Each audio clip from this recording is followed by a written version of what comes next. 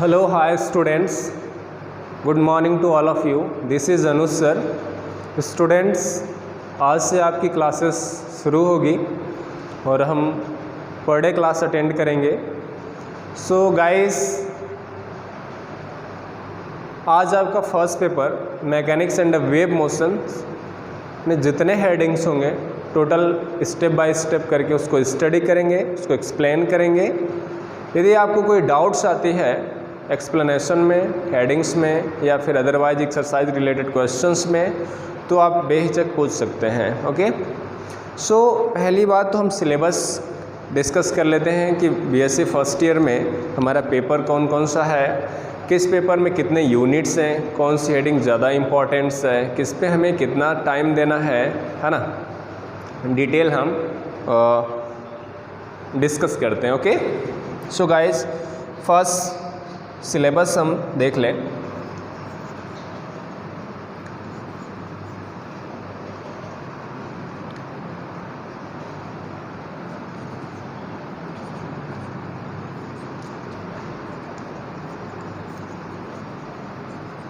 First year, okay, BSc first year physics का syllabus देखेंगे.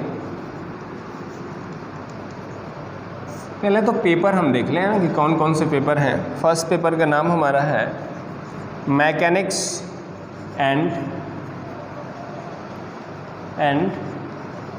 Wave motion.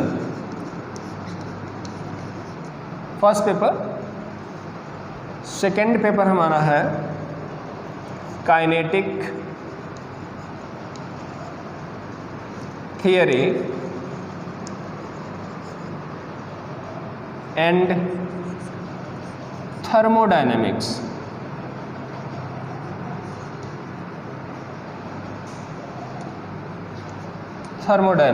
Okay. Third paper हमारा है circuit fundamental and basic electronic.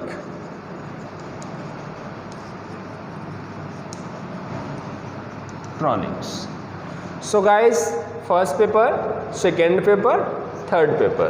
Okay students, first paper में total हमारे हमें 4 unit study करना है. 4 यूनिट्स है ना. सो इसको हम इरेज कर देते हैं.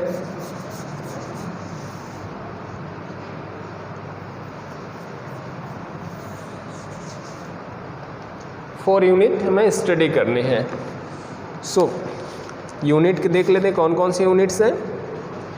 फर्स्ट यूनिट है, फर्स्ट पेपर में टोटल हमें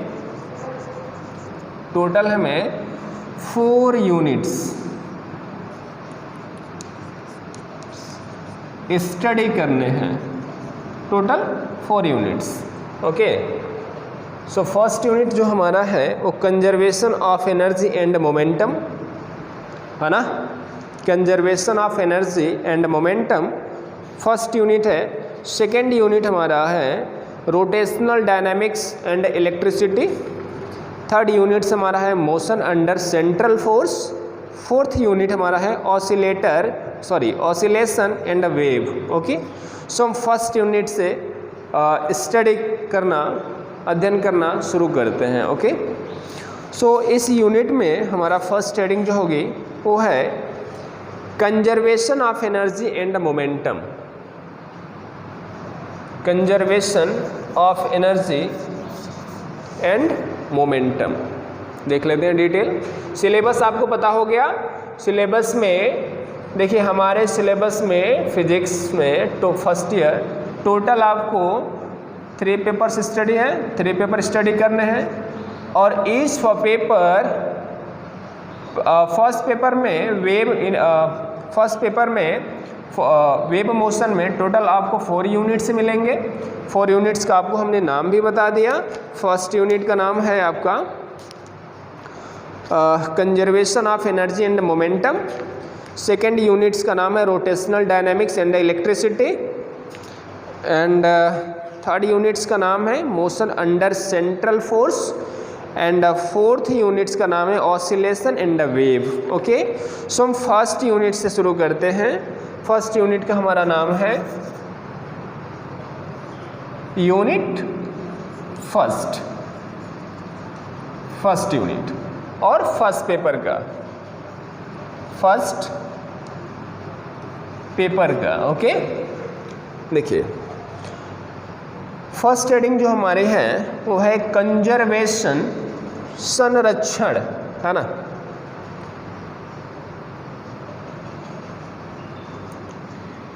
conservation of energy and momentum.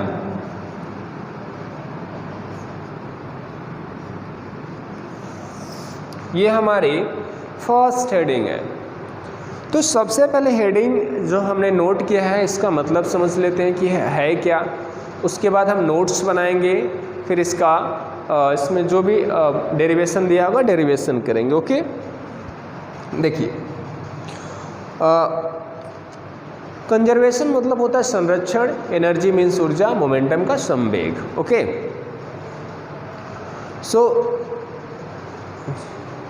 So guys, ऊर्जा संरक्षण का नियम और संवेग। देखिए द्रव्यमान संरक्षण और ऊर्जा संरक्षण दोनों एज अ सेम हेडिंग है ना। बस वहाँ एनर्जी है या मास है, और इसको हमें जब डिफाइन करना होता है तो हम कहते हैं ना तो हम किसी पदार्थ को बना सकते हैं ना उसका हम विनाश कर सकते हैं। सिर्फ ना तो किसी भी वस्तु का, किसी भी पदार्थ का, किसी भी मैटर को हम बना सकते हैं ना उसको हम विनाश कर सकते हैं। सिर्फ एक अवस्था से दूसरे अवस्था में कन्वर्ट कर सकते हैं, है ना। वो अपनी एक अवस्था से दूसरे अवस्था में परिवर्तित कर सकते हैं, है ना। Okay, this is called about conservation of energy और मास, है ना। सो इसमें नोट करेंगे, जो हमारा नोट्स बनेगा उसमें नोट करेंगे हम। आप लोग नोट करिएगा, हेडिंग बना लीजिएगा conservation of energy and momentum, है ना। इसमें नोट करें आप, if the position of a body, यदि हम यहाँ पे राइट करेंगे तो काफ़ी वक्त लग जाएगा, है ना। तो आप स्लो करके आप सुन सकते हैं और नोट कर सकते हैं। If the position of a body change with time, we say that the body is in the state of motion, and if position does not change with time, it is set to the rest. It is set to the rest. In fact, motion. And rest both the relative.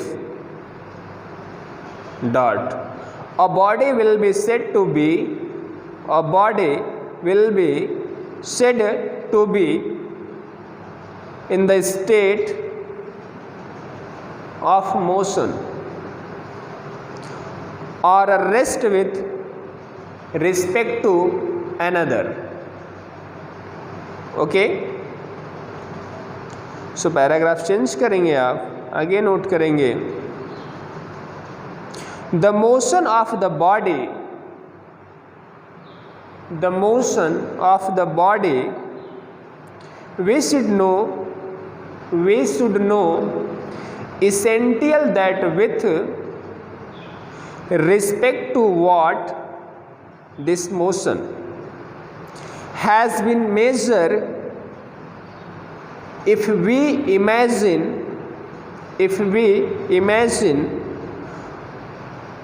a coordinate system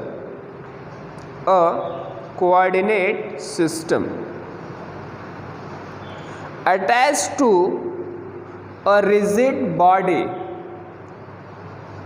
and we describe the position of any particles in space relative to it, then such a coordinate system is called frame of reference. Frame of reference. Guys थोड़ा हम detail में चलते हैं इसको। अभी आपको हमने बताया द्रव्यमान संरक्षण का नियम। द्रव्यमान संरक्षण के नियम में क्या होता है, ना तो किसी पदार्थ का हम निर्माण कर सकते, ना उस पदार्थ को हम विनाश कर सकते हैं, नष्ट कर सकते हैं। सिर्फ एक अवस्था से दूसरे अवस्था में उसको कन्वर्ट कर सकते हैं, परिवर्तित कर सकते हैं। Okay, that's a clear, it's a clear guys. Okay, so थोड़ी हम डिटेल में चलते हैं गाइस। देखिए, in this system the position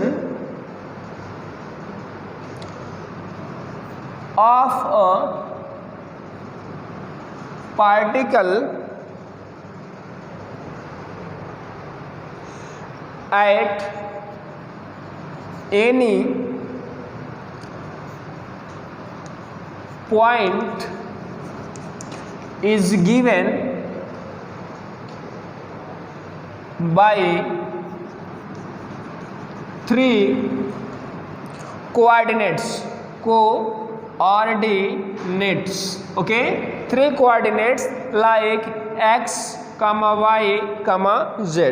Okay, x, y, z। सो देखिए हमारा चार्ज क्या आएगा, at any instant the position vector r, दिशा यही देगा, है ना। ड्रॉ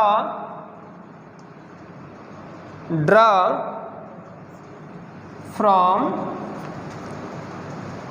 द ओरिजिन मतलब होता है केंद्र, ओरिजिन मतलब होता है केंद्र। इसको आप नोट कर लें, आप शॉट ले लें, screenshot.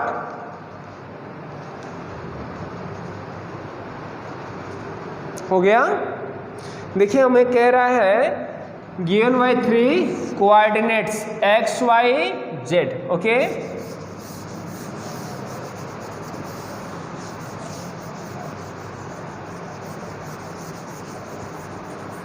x, y, z। Okay, तो हमारा सेंटर हो गया, ये हमारा क्या ओरिजिन हो गया, ये एक हमने डायग्राम शो कर दिया। ओके, सो x,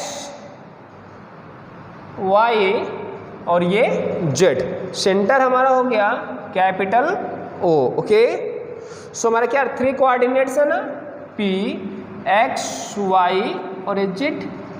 हमने एक्सिस रिप्रेजेंट कर दिया, है ना। तो में क्या हो जाएगा, v बराबर क्या होता है, I इंटू R होता है ना। सो यहाँ पे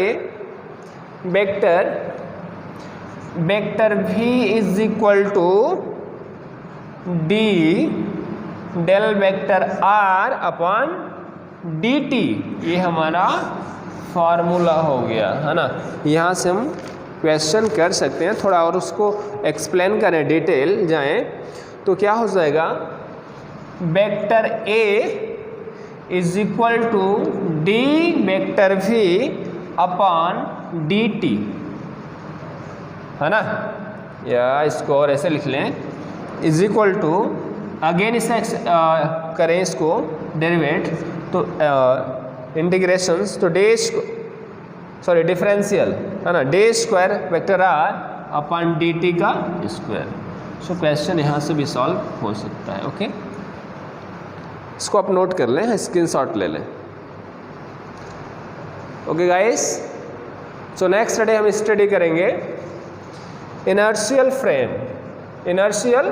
frame and inertial frame and non-inertial frame. Okay, clear? Thank you guys.